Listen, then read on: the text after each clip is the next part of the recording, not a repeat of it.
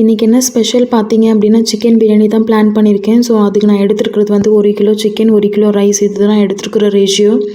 இதுக்கு தேவையான பொருள் எல்லாமே நான் ப்ரிப்பேர் பண்ணி வச்சாச்சு. ஸோ அது என்னென்னன்றது ஒன் பை ஒன்னாக பார்க்கலாம் வாங்க.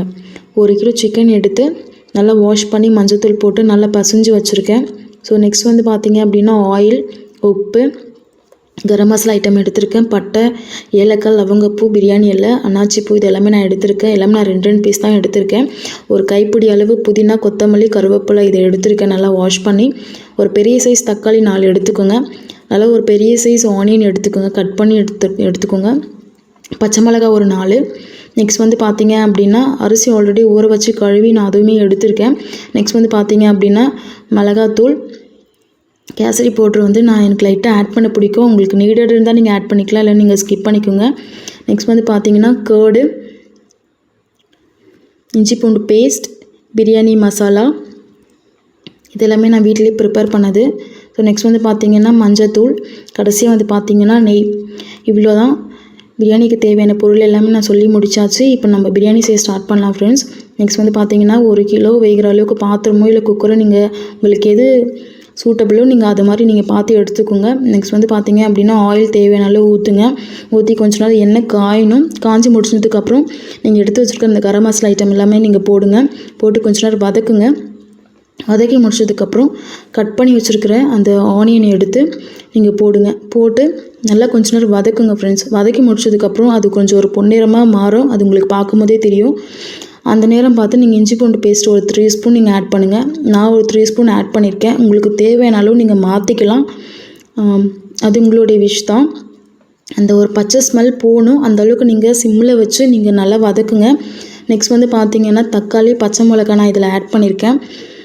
அதுவுமே கொஞ்சம் நாள் நல்லா மிங்கிள் பண்ணி நீங்கள் வதக்குங்க.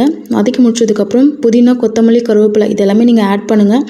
ஆட் பண்ணி முடிச்சதுக்கப்புறம் அது எல்லாமே நீங்கள் மிங்கிள் பண்ணி நல்லா கொஞ்ச நேரம் வதக்குங்க. எண்ணெயிலேயே கொஞ்சம் வதக்கும் போது அது கொஞ்சம் ஒரு கிரேவி கன்சிஸ்டன்சிக்கு வரும். அந்த நேரம் பார்த்து தேவையான அளவு கொஞ்சம் உப்பு போட்டு அப்பயும் கொஞ்சம் நேரம் வதக்குங்க. வதக்கி முடிச்சதுக்கப்புறம் எடுத்து வச்சுருக்கிற அந்த மசாலா ஐட்டம் எல்லாம் ஒன் பை ஒன்னாக போடுங்க. நான் 2 ஸ்பூன் பிரியாணி மசாலா போட்டிருக்கேன், 1/4 ஸ்பூன் மஞ்சத்தூள் போட்டிருக்கேன், 1 ஸ்பூன் மிளகாத்தூள் போட்டிருக்கேன். உங்களுக்கு தேவையான அளவு நீங்கள் மாற்றிக்கலாம். அது ஒன்றும் பிரச்சனை கிடையாது. ஸோ நெக்ஸ்ட் வந்து பார்த்திங்க அப்படின்னா இது எல்லாமே போட்டு நல்லா ஒரு மிங்கிள் பண்ணி நீங்கள் கலக்குங்க. கலக்கி முடிச்சதுக்கப்புறம் உங்களுக்கு பார்க்கும்போதே தெரியும் எல்லாமே மிங்கிளாக இருக்குன்றது உங்களுக்கு பார்க்கும்போதே தெரியும். ஸோ நெக்ஸ்ட் வந்து பார்த்திங்க அப்படின்னா வாஷ் பண்ணி வச்சுருக்கிற சிக்கன் எடுத்து நீங்கள் போடுங்க. அது எல்லாத்தையும் சேர்த்து நீங்கள் கலரும் போது உங்களுக்கு வந்து ஒரு சிக்கன் கிரேவி கன்சிஸ்டன்சிக்கு வரும்.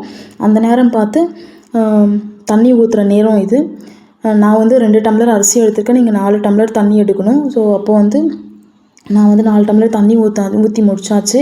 ஊற்றி முடிச்சுட்டு மூடி போட்டு வைங்க. ஒரு 10 நிமிஷம் கழிச்சு ஓப்பன் பண்ணிங்க அப்படின்னா ஒரு கொதிக்கிற நிலைமைக்கு வரும். அந்த கொதிக்கிற நிலைமையில தான் வந்து நம்ம வந்து அரிசி போடணும். அரிசி போட்டு முடிச்சுட்டு ஒரு 15 மினிட்ஸ் கழிச்சு நீங்கள் ஓப்பன் பண்ணி பார்த்தீங்க அப்படின்னா உங்களுக்கு சுட சுட பிரியாணியே ரெடி ஆகிடும் ஃப்ரெண்ட்ஸ். உங்களுக்கு ரொம்ப நேரம் நீங்கள் வெயிட் பண்ண வேண்டிய அவசியமே இல்லை. பிரியாணியெல்லாம் ஈஸியாக செய்யக்கூடிய ஒரு டிஷ் தான் ஃப்ரெண்ட்ஸ். நீங்கள் ட்ரை பண்ணாலே உங்களுக்கே அது ஈஸியாக தெரியும். இப்போ நம்மளுக்கு பிரியாணியே சுட சுட ரெடி ஆகிடுச்சு ஃப்ரெண்ட்ஸ். நெக்ஸ்ட் வீடியோவில் பார்ப்போம். இந்த வீடியோ உங்களுக்கு பிடிச்சிருந்தோன்னா லைக் பண்ணுங்கள், ஷேர் பண்ணுங்கள், சப்ஸ்கிரைப் பண்ணுங்கள். இந்த குக்கிங் வீடியோ உங்களுக்கு பிடிச்சிருந்துச்சுன்னா நீங்கள் ஷேர் பண்ணுங்கள் ஃப்ரெண்ட்ஸ். தேங்க்யூ. இன்றைக்கி என்ன